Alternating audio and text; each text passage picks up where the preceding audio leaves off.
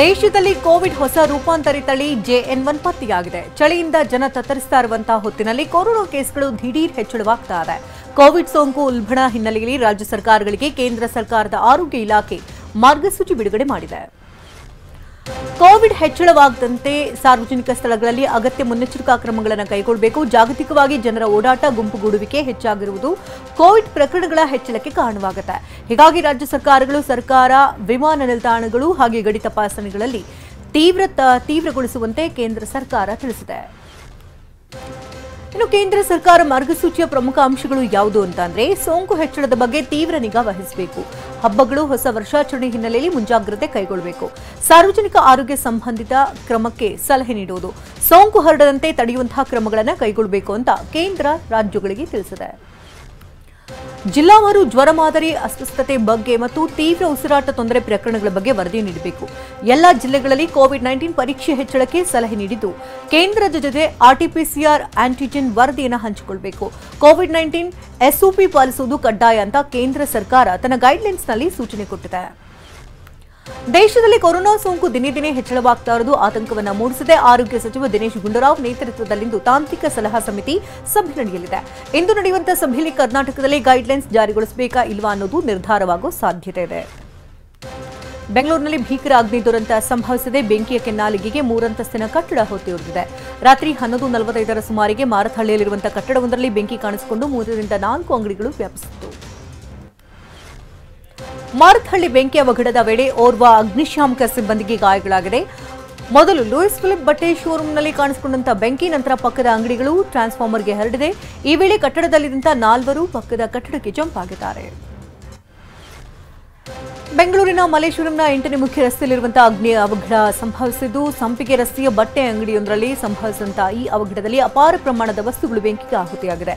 ಸ್ಥಳಕ್ಕೆ ಆಗಮಿಸಿದಂತಹ ಅಗ್ನಿಶಾಮಕ ದಳದ ಸಿಬ್ಬಂದಿ ಬೆಂಕಿಯನ್ನು ನಂದಿಸಿದ್ದಾರೆ.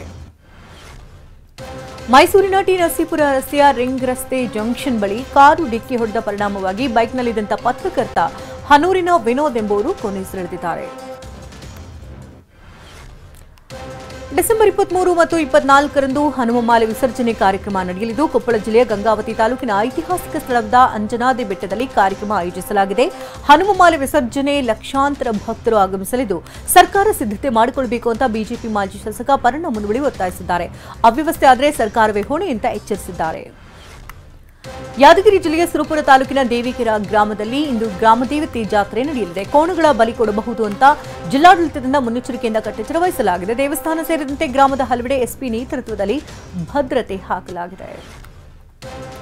ಬೆಂಗಳೂರಿನಲ್ಲಿ ಕಾರಿನ ಗಾಜು ಒಡೆದಂತ 5 ಪುಂಡಾಟ ಮೆರೆದಿದ್ದಾರೆ. ಬೆಂಗಳೂರು ತುಮಕೂರು ಹೆದ್ದಾರಿಯ ಕಾಮತ್ ಹೋಟೆಲ್ ಬಳಿ ಈ ದುರ್ಘಟನೆ ನಡೆದಿದೆ.